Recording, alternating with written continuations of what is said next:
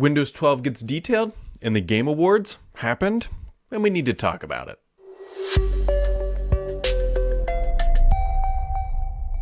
Happy Holiday Friday. I mean, it's a holiday. I believe Hanukkah has started. We're getting really close to the Christmas time. There's a lot going on. The Game Awards happens. A lot of information about Windows 12 has leaked. It's just a jam-packed episode. It's a Friday. If you're not happy on a Friday, my condolences, but I'm happy. It's a Friday. Let's dive in, my friends. So, kicking things off here, Copilot, everybody's favorite Windows companion that's not named Cortana, is now undockable. Now, that's basically exactly what you get, right? In its current state, you can have it one way. You can have it open and docked on your whole side of your right screen, and that's about it, right? It's the old Henry Ford. You can have it any way you want it as long as it's black. Well, Copilot is now going to be undockable, and so, yeah, I'm sure some people that will make them very, very happy. There's a new feature coming to Outlook for web and Windows, which makes complete sense because it's basically the same thing for the Outlook app. You can now use voice to dictate emails, which is great if you want to do that. So, other super duper interesting things here. Windows 10 support. Windows 10, the proverbial sword in the stone of bedrock Windows operating systems, is going to get support extension. So Microsoft has officially come out and said, hey, look, we recognize not everybody's going to be off Windows 10 in 2 years, and we're going to let you stay on it. Now, if you're an enterprise, you're going to be paying. So this is an ESU or extended support updates or something like that. That is not that unusual. Windows 7 and I believe Windows XP offered this functionality, and of course Windows 10 is as well. Where it gets really interesting is that consumers, you're going to have to pay too. But, are you though? So according to, this is official Microsoft language, it says, if you are an individual consumer or an organization who elects to continue using Windows 10 after support ends on October 14th, 2025, you will have the option of enrolling your PC in the paid extended security updates. There you go, ESU, extended security updates. The ESU program enables PCs to continue to receive critical and important security updates as defined by the Microsoft Security Response Center through an annual subscription service after support ends. More details and pricing will be provided later. Now, the big question here is enterprise customers, they'll probably pay in some respect. Not all of them, but some will. Are consumers going to pay at all? First off, Windows 10 was quote-unquote free, right? I mean, technically, if you bought like a Windows Dell laptop or whatever, you did pay for it. But if you're on Windows 8, Windows 7, and you use one of your keys and you upgraded, it was a free upgrade. I mean, technically, along the way, you've paid for Windows at some point. But Windows 10 was basically free. Let's just kind of go with that for now. What consumer is going to pay for these updates? I fall into this bucket. I've said it a dozen times. The box I am recording this on, that you hear my lovely voice tones on a Friday, is Windows 10. It is not capable of being upgraded to Windows 11. Yeah, I know there's some workarounds, but I'm not interested in doing that. I just need a box that can turn on, run XSplit, record, and unfortunately connect to the internet. So what are they going to charge me to keep this box updated? I don't know. And I honestly don't know if I want to pay for that. Now, if somebody's going to come in and say, Brad, you're just exposing yourself to vulnerabilities. Now, putting that aside, if you will, I am more on the technical side. I'm probably more likely to pay than somebody else. That being said, here's the scenario that I'm wondering how Microsoft is going to deal with. So all of a sudden, let's say it's 2 years from now, Windows 10 has expired, a massive new virus or malware is exposed on the internet, and it's impacting every single version of Windows 10. Let's just say it's November 1st, 2025. Everybody is out of support at this point unless they're paying. Is Microsoft going to just let that happen and let all those devices just now get infected by this rampant malware? There's some precedence here. Microsoft is actually, if you remember, Microsoft shipped Windows 7 updates pretty far past actually its expiration date. So as a consumer, am I going to pay? Or if enough people don't pay, Microsoft will patch the most critical of vulnerabilities. I don't know. I don't know what consumer is actually going to pay for this. We don't know how it's going to manifest itself. Microsoft might say, look, if you're paying for Microsoft 365, it's just included, which would be the smart thing to do. However, this is Microsoft after all, and they want more money. And so we'll see. The fact that they're not announcing these updates and pricing today kind of goes and tells you like, hey, they haven't figured it out, which is, I guess, fine. But just know that it is coming. And you may be asked to pay, and I'm sure Microsoft will love to get more people into subscription revenue, especially on the Windows side where they can tie it directly back to Windows, because Windows needs more revenue from Microsoft at the end of the day. So, I don't know. It's one to keep your eye on, but at least now we know that Windows 10 will not officially die in 2 years. So, other things that are happening. The most critical of okay, not really. Notepad is getting a character count. I don't know how many years it's been since it hasn't had a character count, but Microsoft is pushing out an update to Notepad, and they continue to update the app with the most basic of features. But either way, that is now it. Now, Windows 12, my friends. Windows Central, specifically Zach was able to dig up a bunch of details. Some of this we've heard before, and some of it is really just starting to piece things together. On the screen here is one of the features, so I'm just going to let this roll in a loop. It's called the AI-powered wallpapers. We saw this leak earlier, I believe it was from The Book is Closed, posted this, I want to say back in October, something like that. It's these AI wallpapers where if you look really carefully at the mouse moving, it's this parallax style effect, and apparently that can happen on any type of wallpaper that meets the basic requirements for being a wallpaper on Windows. We'll see. We'll see if it actually happens, meaning all wallpapers as an example, but we'll see what happens here. So the big deal about Windows 12. So we heard, was it last week from Asus or Acers, one of those companies. They were in Taiwan at an event, and they said, look, Windows 12 is coming in June. Now, Zach doesn't actually believe, or he's not committing that this is actually going to be called Windows 12. It might be called Windows 11 something or else, because, and I've heard this previously from inside the walls of Microsoft is a little concerned about the optics of just Windows in general, right? We just learned that Windows 10 will have extended support.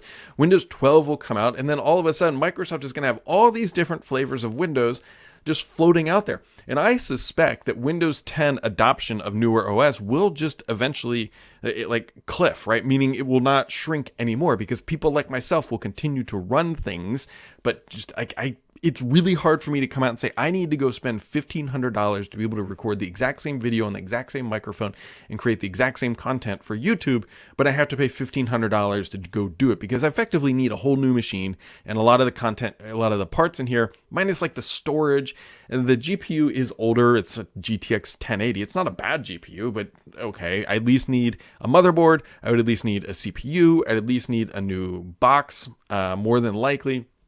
And probably a power supply, potentially, depending on how much power. It doesn't matter. Anyways, so Microsoft is a bit concerned that they'll suddenly have like 3 versions of Windows out there, and it doesn't feel like you want all your customers moving in sync. And by launching a third OS, you would be breaking that up a little bit. Now, Microsoft, to their credit, has already sort of hedged on this a bit. Right now, they just talk to people who run Windows, right? They just talk about Windows users, and that's that. And so someone's going to chime in and say, well, they should just stop calling it Windows 10, Windows 11, Windows 12. It's a logical thought, but it's not going to happen. For one, OEMs really, really like the numbering, right? They say, look, you have a Windows 11 box. Windows 12 is here. It's shiny. It's new. This is feedback Microsoft got from them during Windows 10 because they said, look, it's hard to sell a new device when you're running the same OS, even though Microsoft's screaming, there's new features, but it doesn't matter. It didn't really matter at the end of the day. And someone's going to chime in and say, well, they should still do it anyways. I'll tell you what, look at the iPhone. If it was truly a non-issue with consumers, we would just have the iPhone. But now we have iPhone 14. Like it's a thing. Now you can make the other argument and say, look, they're just MacBooks. I don't know. It doesn't matter. Anyways, things that are coming with Windows 12, advanced Copilot, as if the Copilot we have now is not advanced, but it works. It's going to be a little bit more integrated into the Windows shell. Like that's kind of the theme here, is that I almost said Cortana. Copilot is integrated into the Windows shell.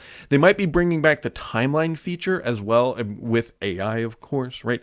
That way, make it easier to search across everything, make it a little bit smarter. That way, the AI could look at your timeline and be a little bit more helpful. Enhanced live captions. This AI wallpaper that you see on the screen, if you're watching the YouTube version. AI-powered search. Makes me a little nervous that maybe there's going to be some more Bing tossed in there, which would be a net negative. And so that's sort of where we're at and what we're looking forward towards. A potential spring announcement, spring 24 that is, and a potential early access would be likely in June, and then a shipping to every customer in starting in the fall. Now, there's some other things too that might potentially be in there. One more interesting than others. So Microsoft looks like they might be trying to do this core PC thing again, where they have lockdown versions of different components of the OS, and then the consumer or end user things are broken off, and it's supposed to be more secure. The TLDR that you need to be aware of here is that your current device will not be rolled into this model. Like, it's going to only be net new devices, and it's probably going to be a very specific set of devices. Wouldn't even surprise me if it's only enterprise or maybe even government clients that are initially enrolled in something like this. But either way, that's another new, like, sort of under the hood update. Not really sure. I mean, Microsoft, I don't want to downplay security in any way is a bad thing to include. But if it's more of like a Windows 10S thing, I don't think that's going to go over very well. We'll see. We'll see. The reality is right now it's way too early to say what is actually going on with specifically that kind of stuff. So other things. Windows decided that the image up on the display behind me is just no longer going to be up on there. Thank you, Windows, for doing that. We'll just go put that right back. You know, happy little accidents here on the Bob Ross of podcast or whatever. Yeah, that's a disservice to Bob Ross. Whatever, happy little accidents. So where were we?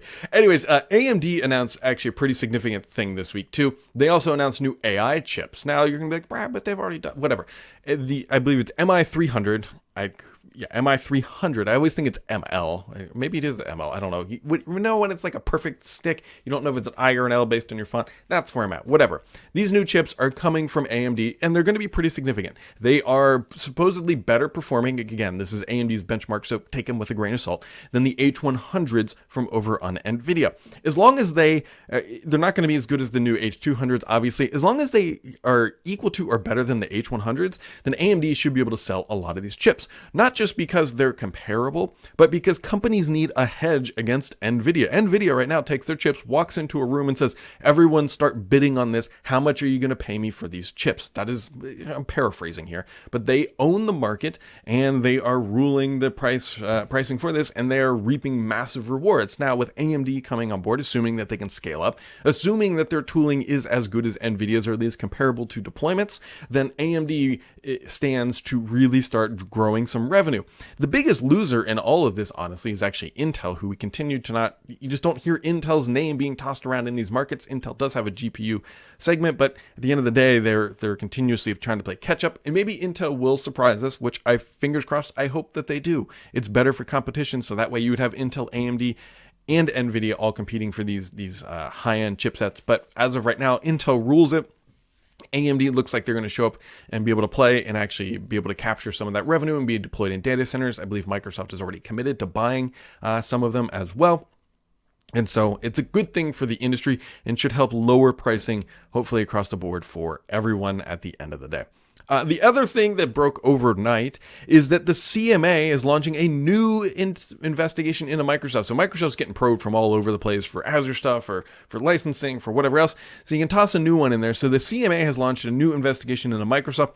This time around, it's partnership with OpenAI. Now, again, because this is just starting here, they're requesting feedback from customers and clients and all that sort of stuff, because at the end of the day, Microsoft is a juggernaut, and Microsoft has effectively sucked up all the air in the OpenAI room and now has an observer seat on the board, if you will. So they're not on the board, but we all know this. Like, Microsoft's given them so much money, they don't own OpenAI, but they own all the rights that matter for when it comes to really making significant amount of money in the enterprise. So there you go.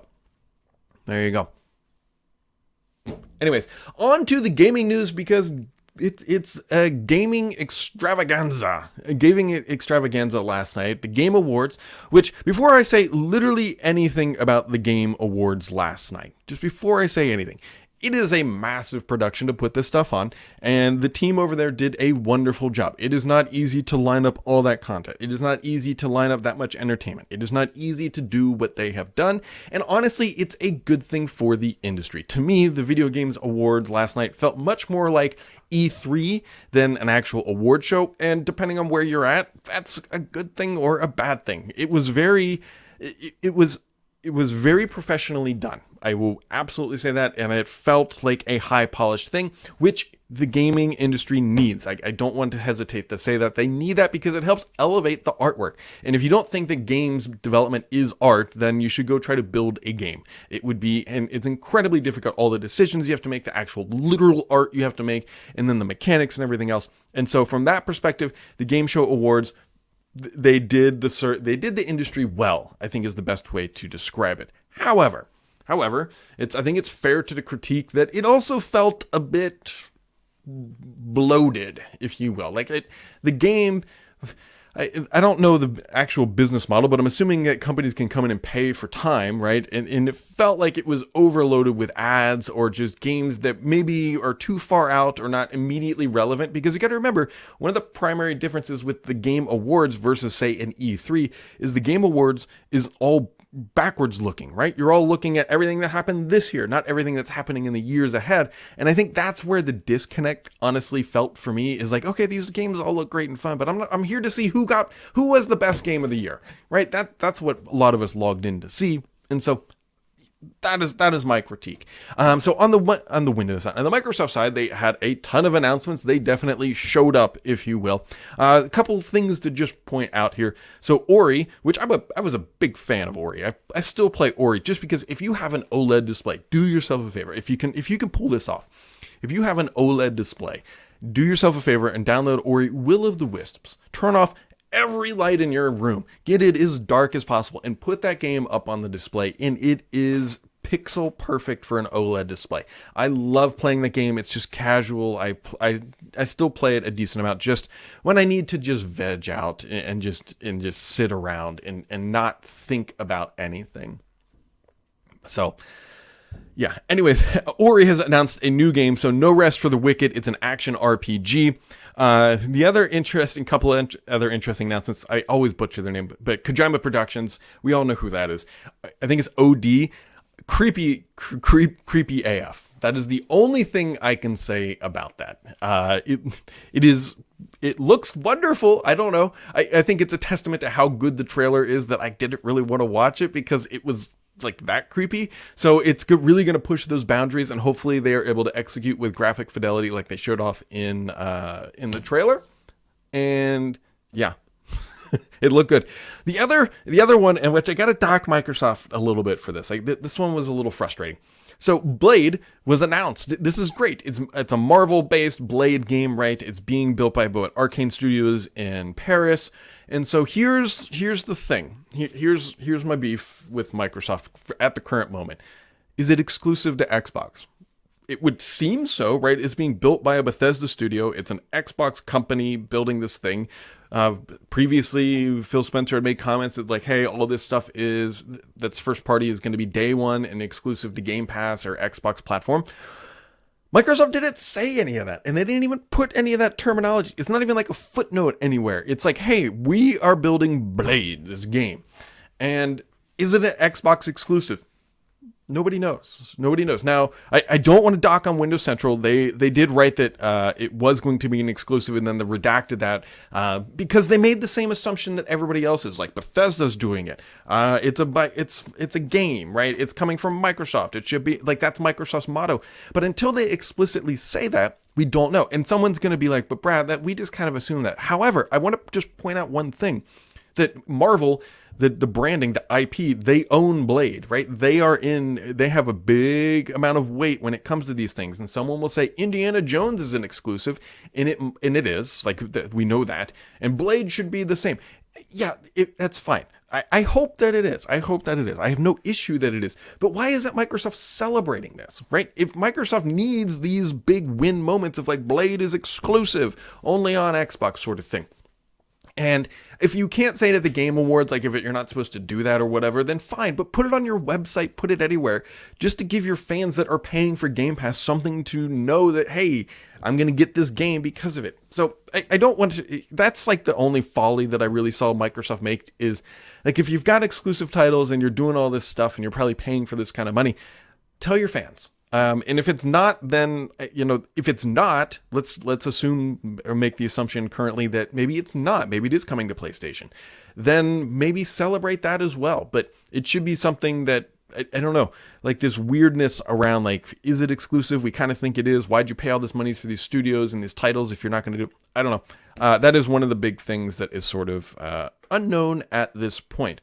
So, other things happening at the Game Show Awards. So Baldur's Gate obviously got the overall winner. Well deserved, by the way. I mean, it's frustrating, right, that Starfield wasn't there, but we're not going to get into that. Best Game Direction was Alan Wake 2. Best Narrative was Alan Wake 2. Best Art Direction was Alan Wake 2. Best Score and Music, Final Fantasy 16. Best Audio Design was Hi-Fi Rush, so that's obviously a Microsoft title. Best Performance was Newborn from Baldur's Gate 3, Games for Impact, and the list goes on and on. So, again, it was a good event for the industry and no big, whatever. So other things happening with the Xbox side of the world. So the FTC is not done with Microsoft and or Xbox. So they went to court and 37 venture capital firms backed Microsoft saying like, look, please just drop this FTC. And we don't really know what's going to happen. I think by all means, the FTC has a very much an uphill battle to try to get anything done and try to justify their point further. But anyways, it's not over until they technically say we're done. So, because it is an Xbox studio now, Call of Duty Season 1 dropped. It's fun to be able to talk about Call of Duty in official Xbox Microsoft fashion because this is a very much Microsoft-focused podcast. So with new Warzone, although there are some bugs, I would be a little cautious maybe about just, unless you're dying to get into it, maybe just wait till the weekend. Even might be or Monday. It's definitely got some bugs. There's also a new, bigger, badder, bolder Xbox fridge, my friend. Look at this bad boy. So this time around, I missed this during the initial announcement. This thing is an official refrigerator. It is not a thermoelectric cooler. So this thing has 2 shelves, bottom pull-out bin, 8 beverage cradles, 3 door shelves, 11-liter chiller compartment for keeping things extra frosty, reversible door, and adjustable feet. And you can actually see right next to where it says Power Your Dreams and green there, like sort of in the top portion of the fridge, there's a little Xbox logo. That is actually a button that you can control how cool it gets. So this is a true refrigerator that will set you back $198 dues at the Walmart. So there you go. There you go, my friends. That thing, I don't think I'm going to buy one. I mean, I don't think I'm going to buy one until I'm in Walmart going like, I should get one of these. Just because, I mean, the other one is right here. Granted, I don't have this one plugged in because it's thermoelectric cooler and it's loud. But, yeah, I mean, it's literally right there. So let's dive into the questions of the weeks, my friends. So kicking it off is Sydney 2K saying, it's that time of the year where I ask you what all the pluses and minuses. Oh, we'll save this for a later episode because, okay, this is a good question. It says, where I ask you what are all the pluses and minuses of Microsoft years. It sounds obvious what the pluses were, Activision and AI, but here let's rank them plus any other merit points. And also demerit points from Microsoft this year. This is a great question, but I'm going to punt this one to a later episode. Typically, I like to do this between the time of the end of the year because, 1, it's a good time to do it because, hey, it's the end of the year. 2, there's typically not a lot going on, so wrapping that stuff up is super helpful. Mr. PKI coming in and saying, Brad, what is going on with the Windows 10 extended support for consumers? Can a home user buy extended support for security patches? Do we know what it'll cost? It is all because people just do not have the hardware to run Windows 11. So, Mr. PKI, we don't know a bunch of those questions. The only answer we know is it because people just do not have the hardware? And for the most part, that seems like that's a big portion of it, right? I've got a box in my house. There's obviously a non-zero amount of other people who are also impacted by the same thing. We don't know what it's going to cost. We don't know exactly when it's coming either. Well, I guess we could hedge and say it's coming in October of 2025. That would seem like a logical timeline for that to appear. But Microsoft would need to get people enrolled prior to that. Although, I would take the bet on this. Get ready for your little widget fly up in the bottom right corner. It's like you are missing out on important security updates. Click here to subscribe and get your updates. And it's going to cause a riot. And Microsoft's going to make a bunch of money. Rafik145 says, "Hi Brad, Windows 11 feels like it was released just yesterday. As from the reports, isn't it odd for Microsoft to release Windows 12 next year? And will AI make this new version the best version of Windows ever? What's the most important thing that it will have on it?" So it really just kind of depends how long you've been following Windows. Microsoft used to be in this kind of like 3-4-ish year cadence of releasing updates. So when it is released, it will actually be 3 years. And that actually feels about right, maybe, right? Maybe it does feel like it was just yesterday, but at the same time, hey, you know what? Microsoft, get onto a proper cadence. One of the biggest things coming, and again, Microsoft has promised this previously, but it did not materialize. It was honestly, you might be able to say Panos' biggest lie, but potentially, I don't know, mistruth, whatever you want to call it, was Windows 11 was supposed to only have one major update per year. And as we all know, they have Microsoft now has A, B, and C, and D weeks of the month where they can ship whatever, whenever. Supposedly with Windows 12, they're actually going to do that. They are actually going to do it like for reals this time. However, there's already a caveat to that because they have some things planned that will come out after it. And so it's like for reals, these guys. But supposedly that might be the biggest thing is just stability and of updates and a lot less chaos at the end of the day. Remember, there's new leadership coming. You know what? I support Microsoft being aggressive with their annual releases, right? Going from like Windows 11 to Windows 12, just not their weekly chaos of releases. So. Confused Geek with 2 questions says, "Do you visit the Xbox Insider Hub?" He says they like to announce things that will come in the future via surveys, like the wraps from a couple months ago. This week, they have a survey on what Elite controllers can be. I have not, I don't know. I actually don't really visit the Insider Hub all that much, but I don't know. I just don't. Maybe I should. I'd be curious to know what the Elite controllers actually, what the survey said, considering that the wraps were in there. What are they saying about the Elite controllers? Are they trying to find new features and functionality and kind of test that out? Remember, we are in the Elite Series 2. There is potential room going to Elite Series 3. So, maybe. Confused Geek with his second card says, "Brad, why do I like the Bengals white-black helmets but not the black-white uniforms?" I don't know. I like the Bengals as long as they're winning. Anybody who's watched this for more than 30 seconds know I like the Bengals a lot more than when they're just winning because I watch every single game, and I have for a very long time. I really like the team. Good, bad, or indifferent, Jake Browning crushed it last week, and so that's all that matters. And Skullfield ending it up with another solid question is, what do you think Xbox will do with Battle.net? That's a really good question because Microsoft has to make a decision here, right?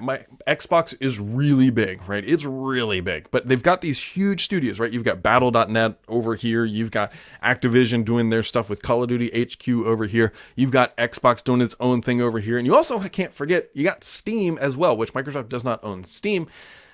Microsoft, in theory, could put together a platform that rivals Steam just because they have so many studios. However, they could take a little history lesson from Epic and realize that just because you have content doesn't mean you're going to be able to be successful, right? The Epic launcher does not appear to be doing nearly as well as, say, Steam. Actually, not even say as Steam, as compared to Steam. So we don't really know. I'm sure Microsoft is planning something here, and whatever it is, I can guarantee you it will take a long time to materialize. Unless they're just like saying, nope, we're going all in on Steam and whatever, we're going to drop all this stuff and we're going to integrate with other stuff. But if they're going to roll their own, effectively continuing going forward to get all of their content and platforms into one service is a monumental task. And so we'll see what happens. We'll see. Look at that. People sometimes wonder if I'm crazy, and I sometimes wonder if I'm crazy, but everybody here watching the video just saw the TV behind me just turn off. It didn't turn off. It just stopped getting the signal from Windows and then just came right back. We don't know. Whatever. It's Spooky Friday. Halloween has happened. Apparently I've got a couple gremlins somewhere around here, maybe in a cable or two, and an Xbox on the desk. But anyways, friends, hopefully you all had a wonderful week. That wraps it up for this week. I am jazzed. I am fired up.